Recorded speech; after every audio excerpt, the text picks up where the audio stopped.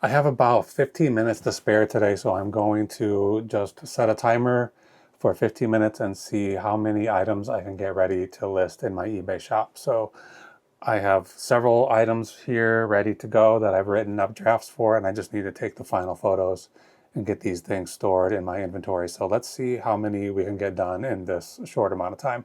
Hold on for 1 second and we're gonna get started right away. Okay, so what I'm going to do is open up the timer app on my phone here and set a timer for 15 minutes. I'll just leave that extra 30 seconds. Hold on. Let's get the camera app open and also the eBay app. So these are the three tools we need right now. I'm going to go back to the timer, press start. So we'll get a little spare 30 seconds to get things started. I usually close this to get it out of the way so it doesn't distract me. Okay, right here, first thing I have is a lot of 27 books. They're the Magic Tree House Merlin missions. I never heard of this. I think this Magic Tree House was after my time, really, as a reader, as a young reader. And this particular series, I certainly never heard of, Merlin missions. I also have some other standard Magic Tree House ones over here I'm going to get to right after this. So I took one picture of the whole stack, and now I'm going to do two at a time to give the buyer a view of the covers, because these books are in nice condition and I want them to see how good they are. I'm not going to go into too many details with if it was just one book or two books, I would show the copyright page and the backs of the books, but I don't have enough. There's not enough pictures. eBay doesn't allow enough pictures to show all of that information on all these books. And these are going to take longer than some other things because there is going to be quite a bit of moving books around and getting them ready to go.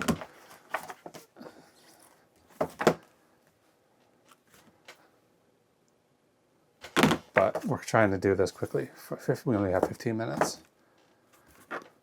I've done this before, 30 minutes at a time, and I usually get like 8 to 10 listings done in that amount of time. So we'll see how many we can get through in only 15 minutes. And I'm not going to be messing around at all. We're just going to be working. I already brought in some boxes where things are going to get stored, so I won't have to be searching around for inventory locations. Hopefully I can just get all of this stuff put into a couple of boxes. Okay, what did I say? There were 27, so we're going to have an odd number. That means one of these pictures is going to just be one book. And that's it. So let's go to eBay, look for the selling tab, then we'll go to the drafts tab, and I'm going to find Merlin Mysteries right here. Let's get these pictures uploaded. Of course, eBay's going to be running slow today. Okay. I just take the pictures with my phone and then put them directly into the eBay listing through the eBay app. So I typically write up drafts on my laptop. Okay, BC, this is the location. I'm putting the location here, BCC2. BC3B is what it really is.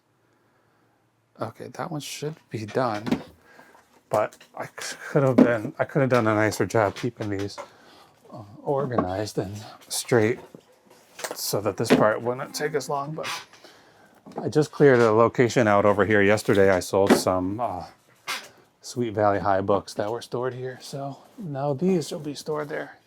Okay, so that listing is done. I'm going to save these till last or till later because I don't have a location picked out where I'm going to store them. The other Magic Tree House books. Okay, right here are some patches from a restaurant called the Beef Ranch. I've never heard of this, and I can't find any information about this restaurant online at all.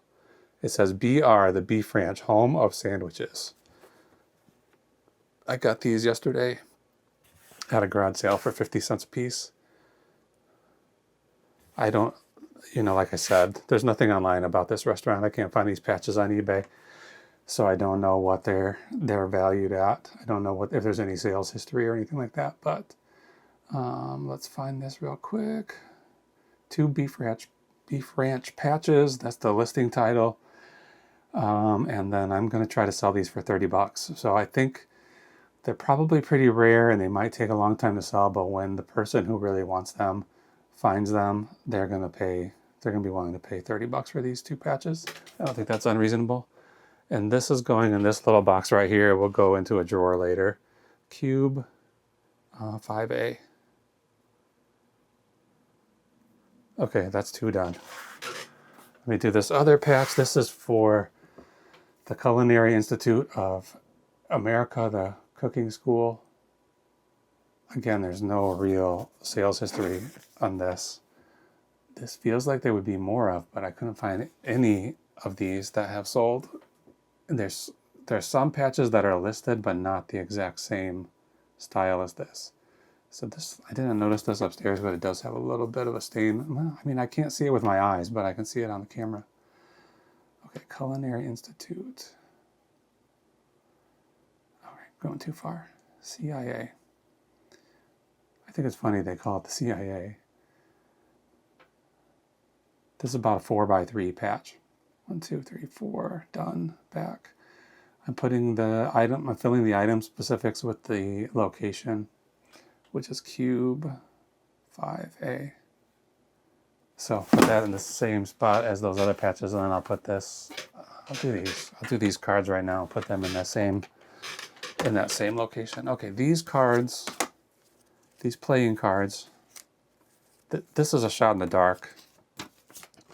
This company is called the Thomas de la Rue Company. It says, by appointment to Her Majesty the Queen, suppliers of playing cards. So I guess as a British playing card company, these cards were given, they say, Scan-Am Company of McHenry, Illinois. So this is definitely not a British company, but this is some kind of a promo item. I'm going to quickly put this up. Some kind of a promo deal that the Scan-Am Company, which I don't know what that company is, gave out. It says, with compliments, Scan-Am Co., McHenry, Illinois. So who knows what it is exactly, but the cards are used and they're a little dirty. I've seen some, not these. I mean, obviously this is a pretty specific set of cards, but I've seen some other ones from this guy's company, Thomas LaRue. I'm assuming that's his name. I've seen some of them sell for pretty good money. This one, it's anybody's guess. But what's interesting is it has these stamps, which are like, I mean, essentially they're like tax stamps. So at some point, I'm guessing since they were imported from England, there was a tax associated with playing cards, and these little stamps would have been tax stamps. They say U.S. INT revenue, REV. I assume it means U.S. Interior Revenue or something like that. And it has, each corner has a different playing card, like the suit, spades, clubs, whatever. I'm doing these auxiliary parts, the little papers and things first, and then I'll go to the actual deck of cards. But I think the real sales feature here are these stamps, because I saw some of them which are canceled, just like stamps that you would send in the mail, and they were selling for like $35 a piece, some of these stamps. So I don't know what time frame this is. This is made out of plastic, so it's got to be at least the 60s. So they're probably not as old as some other card decks that might be more valuable, but oh, these have gold foiled edges. I didn't even notice that. I'm going to try to take a picture of the backs. Oh, get these jokers, they look cool. This is taking too long, really. I've described this as, I've described these cards as pretty worn, but like I said, I think it's probably the stamps that are going to be the selling point.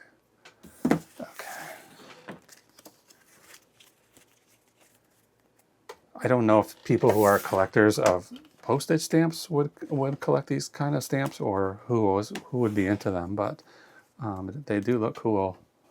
And all the other ones I saw were canceled. I don't really even know what that means. You know, like they had a stamp on them, like basically like a postmark you would see on a letter. Okay, that's good. Okay, the writing that's on this lid is so fine. I don't know that I'm going to be able to get a picture of it because it's so small. And it's white on white, so that's difficult, but I'm going to try my best. Okay, get one shot of the box, and then let's try to zoom in and see if we can get the glare to hit it just right. I don't think so. I mean, I can't, oh, there it is. By appointment to Her Majesty the Queen, suppliers of playing cards. Thomas de la Rue, a company limited. So I think those are cool. I hope somebody wants those, but it's going to be, this is another one that I think is going to take a long time until the exact right person comes along and finds them. But again, I think once they do find them, they're going to be willing to pay whatever I'm asking. And I think I'm asking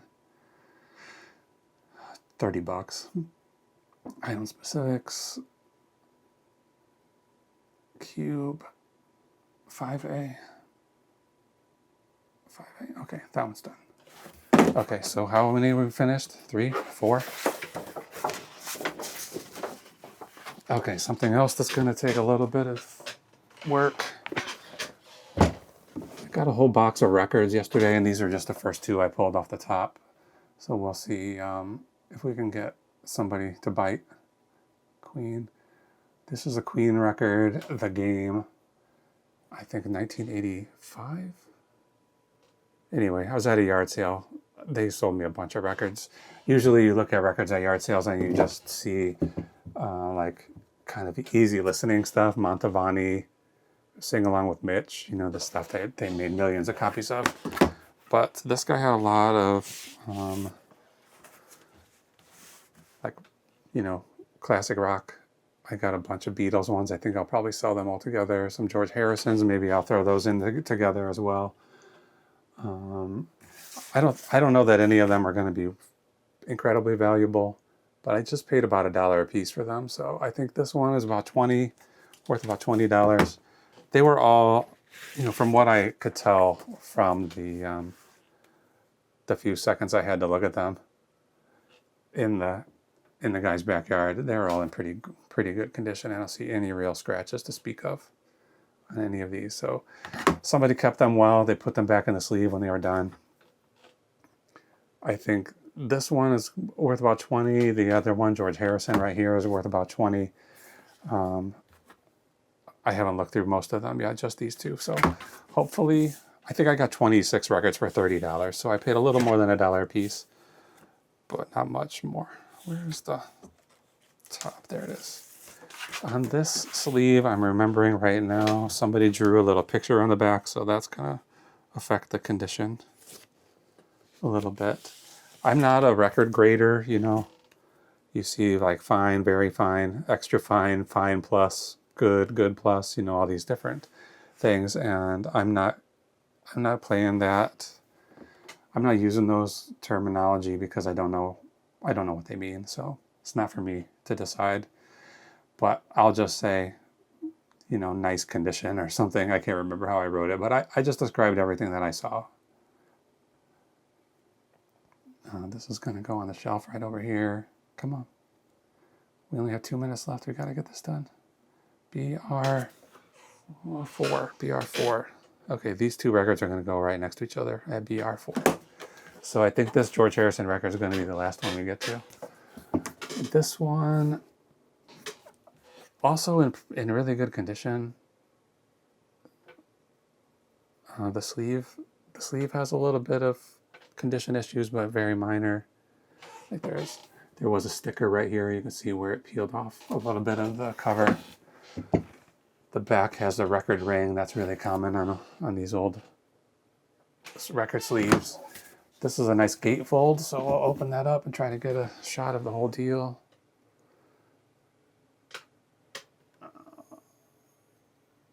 Okay, good. get a close-up of this. I said close-up 3. The closest I get is 3 times on the zoom on the phone. That's like the optical zoom up to 3. And then after that, it becomes a digital zoom and it looks terrible. So 33 1/3. This is the sleeve. It's in nice condition. It does have some wrinkles here in the back. This is a heavy duty cardboard sleeve. It's pretty good. I'm going to try to get these wrinkles. I don't usually mess with records because, like I said, I don't know much about grading them or whatever. This one does have a scratch on it, but only one, and it's not deep. It's not deep at all, so it should be fine. I hope it's fine. This record's not worth much either. I mean, I think it would be surprising if I got $20 for it, but I'm going to list it for $20 and see what we do. Okay, we got the picture of that one scratch. Now let's do side 2. Try to get a picture of the whole side. And then sort of a close-up. It does have some dust on it. That comes right off. 33 1/3. I never even heard of this album. I'm not the biggest Beatles aficionado, and certainly not the latter years. This has like oh, there's the end of the timer. So let's finish this one listing. Shoot, connection lost. Okay, hopefully this camera is lined up. I can't see what it's looking at right now. Okay, George Harrison. I'm just going to put these photos in, put the location in. It's BR4 and put it away. So there we go. We got what? Let's find out how many listings we got done. Put these away right here. And then let's quickly look. Let's quickly look at the drafts. See all drafts. 1, 2, 3, 4, 5, 6 listings we had done in 15 minutes. So maybe somebody else can go faster than me, but that's about as fast as I can go. Okay, that's it for right now. I'm going to try to get some other work done. Thanks for watching. Bye.